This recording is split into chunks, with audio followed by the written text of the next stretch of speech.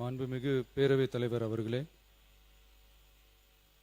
நமது அரசால் பெண்கள் பயன்பெறும் வகையில் அவர்களின் முன்னேற்றத்திற்காகவும் பாதுகாப்பிற்காகவும் பல்வேறு திட்டங்கள் தீட்டப்பட்டு இதுவரை சிங்கப்பெண் சிறப்பு அதிரடிப்படை திட்டம், தாய்மாமன் தங்கமோதிர திட்டம், வெற்றி மகளிர் ஆடுகள் வளர்ப்பு திட்டம், அண்ணனின் சீர்திட்டம் போன்ற திட்டங்கள் அறிவிக்கப்பட்டு அதற்கான நிதி ஒதுக்கீடும் செய்யப்பட்டு நடைமுறைப்படுத்த நடவடிக்கைகள் மேற்கொள்ளப்பட்டு வருகிறது.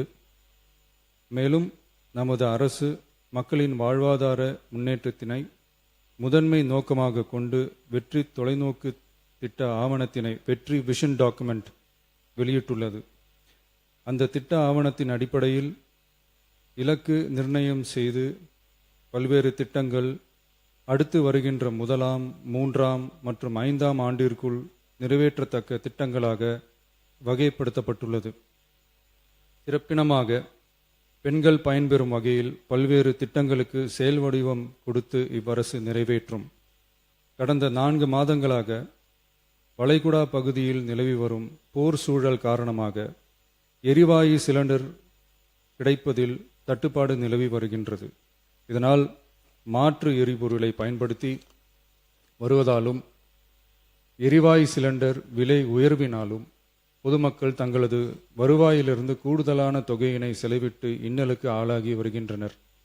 இதனை கருத்தில் கொண்டு நிதி நெருக்கடியான சூழலிலும் பொதுமக்களின் நிதி சுமையினை குறைக்கும் வகையிலும் பொதுமக்களின் நலனை பாதுகாக்கவும் மக்களுக்கு அளித்த வாக்குறுதியை நிறைவேற்றும் நோக்கிலும் எரிவாயு சிலிண்டருக்காக செலவழிக்கப்பட்டு வரும் தொகையினை அவர்களுக்கு வழங்க அரசு முடிவு செய்துள்ளது.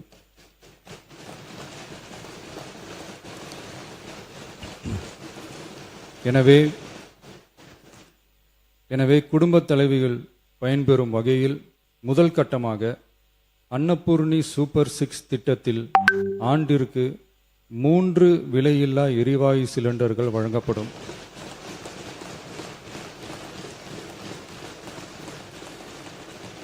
எரிவாயு சிலிண்டருக்கான விலை பயனாளிகளின் வங்கி கணக்கில் நேரடியாக வரவு வைக்கப்படும்.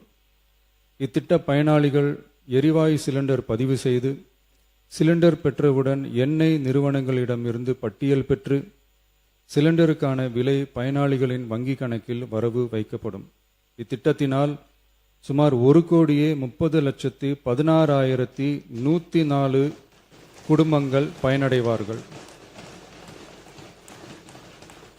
அதாவது ஆண்டு வருமானம் ரூபாய் 2.5 லட்சத்திற்கு மிகாமல் உள்ள பொருளாதாரத்தில் பின்தங்கியுள்ள குடும்பத்தினர், சிறு குறு விவசாய குடும்பத்தினர், மாற்றுத்திறனாளி குடும்பத்தினர் போன்ற சமூகத்தில் உள்ள நலிந்த குடும்பத்தினர் பயனடைவார்கள். இத்திட்டத்தினை செயல்படுத்துவதற்கான ஆயத்த பணிகள் துவங்கப்பட்டுள்ளது. இத்திட்டம் வரும் பொங்கல் பண்டிகை ஜனவரி மாதம் முதல் செயலாக்கத்திற்கு கொண்டு வரப்படும்.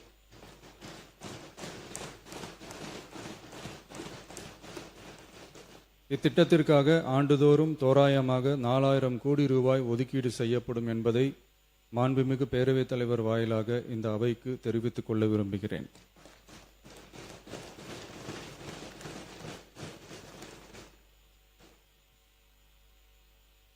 மாண்புமிகு பேரவைத் தலைவர் அவர்களே, சென்னையில் உள்ள மீனம்பாக்கம் விமான நிலையம் இந்திய விமான நிலையங்கள் ஆணையத்தால் AAI இயக்கப்படுகிறது. தற்போது இந்த விமான நிலையம் ஆண்டுக்கு 30 மில்லியன் பயணிகளை கையாளும் திறன் கொண்டதாக உள்ளது.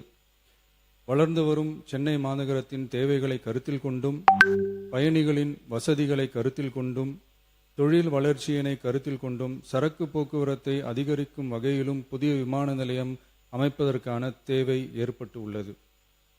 புதிய விமான நிலையம் அமைப்பதற்கு தேர்வு செய்யப்படும் இடம் பெரிய அளவில் விவசாயிகளை பாதிக்காத வகையிலும் அதிக அளவில் குடியிருப்புகளை அகற்றாத வகையிலும் அமைய வேண்டும். ஆனால் முந்தைய அரசு விவசாயிகளை பெரிய அளவில் பாதிக்கும் வகையிலும் குடியிருப்புகளை அதிக அளவில் அகற்றும் வகையிலும் விமான நிலையத்தை அமைப்பதற்கான முயற்சிகளை மேற்கொண்டது. ஏகனாபுரம் மற்றும் இதர கிராம மக்கள் இந்த விமான நிலையம் அமைப்பதை எதிர்த்து நடத்திய போராட்டங்களை அறிந்து நான் 20/1/2025 அன்று அப்பகுதிக்கு சென்று அங்குள்ள மக்களின் குறைகளை கேட்டறிந்து பின்வரும் அறிவிப்புகளை வெளியிட்டேன். சென்னை பரந்தூர் மற்றும் அதனை சுற்றியுள்ள 12 கிராமங்களில் அமைய இருக்கும் விமான நிலையத்தை எதிர்த்து போராடும் மக்களுடன் நான் உறுதியாக நிற்கிறேன்.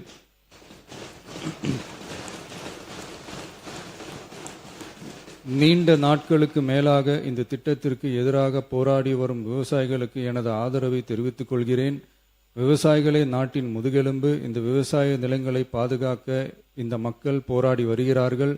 விக்கிரவாண்டியில் அக்டோபர் 2024 நடந்த பொதுக்கூட்டத்திலேயே பரந்தூரில் புதிய விமான நிலையம் அமைப்பதற்கு எதிர்ப்பு தெரிவித்திருக்கிறேன். தொழில் வளர்ச்சி மற்றும் அதற்கான விமான நிலையங்களின் பங்கு பற்றி நான் நன்கு அறிவேன். அதற்கான என்னுடைய முழு ஆதரவும் உண்டு. ஆனால் பரந்தூரில் இந்த திட்டம் அமையக்கூடாது. இந்த திட்டம் குறித்து அரசு மறுபரிசீலனை செய்ய வேண்டும். குறைவான விவசாய நிலங்கள் பாதிக்கப்படும் வகையிலும் மக்களின் வாழ்வாதாரம் பாதிக்காத வகையிலும் மாற்று இடத்தை தேர்வு செய்ய வேண்டும் என தெரிவித்திருந்தேன். மக்கள் மத்தியிலே நான் அன்றே அறிவித்ததை நிறைவேற்றும் பொருட்டு புதிய விமான நிலையம் அமைப்பது குறித்து உயர் அதிகாரிகளிடமும் துறை வல்லுநர்களிடமும் விரிவாக ஆலோசனை நடத்தினேன். ஏற்கனவே நான் உறுதி அளித்தவாறு பரந்தூரில் புதிய விமான நிலையம் அமைக்க மேற்கொண்ட நடவடிக்கைகள் இந்த அரசால் கைவிடப்படும்.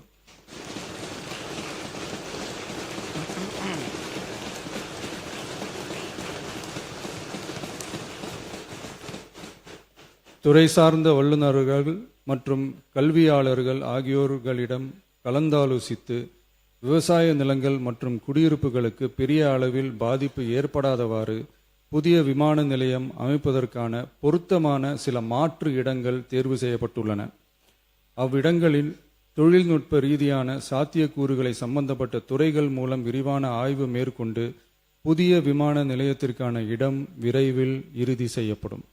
இதற்கிடையில் சென்னை மீனம்பாக்கம் விமான நிலையத்தை மேலும் விரிவாக்கம் செய்து அதன் வடமேற்கு பகுதியில் ஆண்டுக்கு கூடுதலாக 20 மில்லியன் பயணிகளை கையாளக்கூடிய டெர்மினல் 5 என்ற புதிய பயணிகள் முனையம் அமைக்க ஏர்போர்ட்ஸ் அத்தாரிட்டி ஆஃப் இந்தியாவுடன் இணைந்து அணுகுசாலை மற்றும் மேம்பாலம் அமைப்பதற்கான நடவடிக்கைகள் மேற்கொள்ளப்படும்.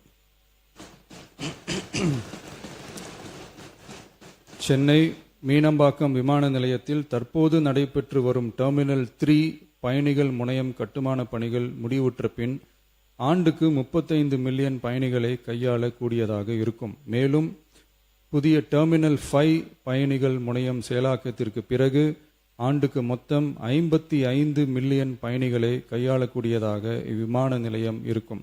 இதன் மூலம் சென்னை விமான நிலையத்தின் சேவைகள் மேம்படுத்தப்படுவதோடு பயணிகளின் போக்குவரத்து தேவை புதிய விமான நிலையம் அமைக்கப்படும் வரை பூர்த்தி செய்யப்படும்.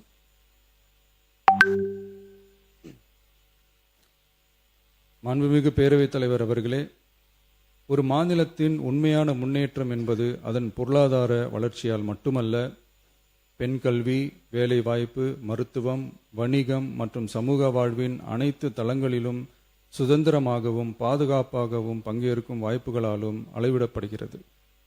மகளிரின் பயண சுதந்திரம் அவர்களின் பொருளாதார சுதந்திரத்திற்கும் குடும்பங்களின் முன்னேற்றத்திற்கும் அடித்தளமாக இருக்கிறது. தற்போது செயல்படுத்தப்பட்டு வரும் மகளிர் கட்டணமில்லா பயண திட்டத்தில் மாநகரம் நகர்ப்புறங்களில் சாதாரண மற்றும் மலைப்பகுதி பேருந்துகளில் 40 கிலோமீட்டர் வரை மட்டுமே பயணம் செய்ய அனுமதிக்கப்பட்டு வருகிறது.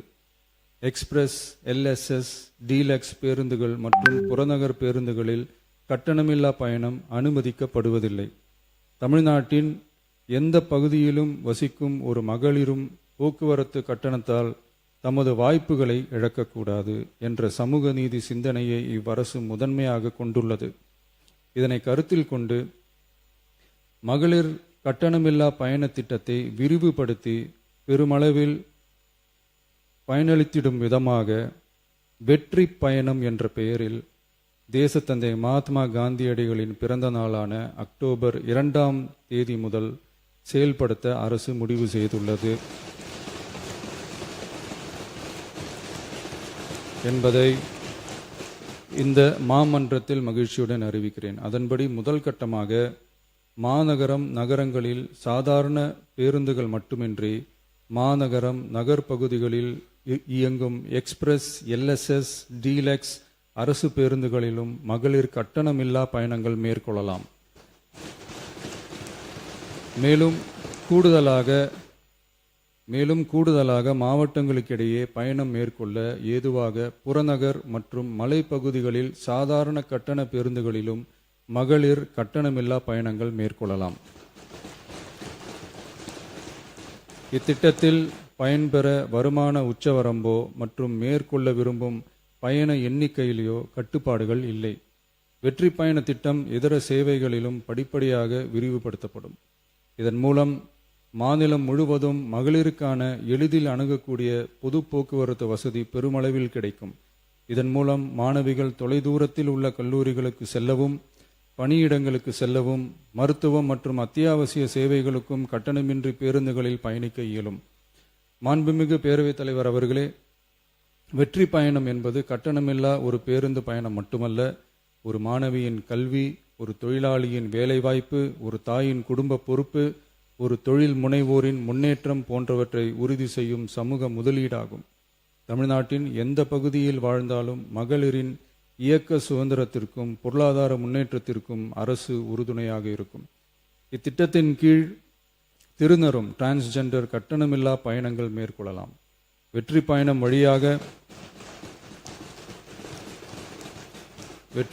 வழியாக மகளிரின் வாய்ப்புகள் விரிவடைந்து குடும்பங்கள் முன்னேறி சமூக நீதியும் சமத்துவமும் நிலை பெற்று வளமான வெற்றி தமிழ்நாட்டை உருவாக்கும் நமது பயணம் மேலும் வலுப்பெறும் என்பதை தெரிவித்துக் கொள்கிறேன்.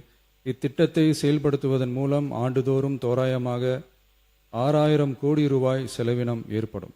நன்றி, வணக்கம்.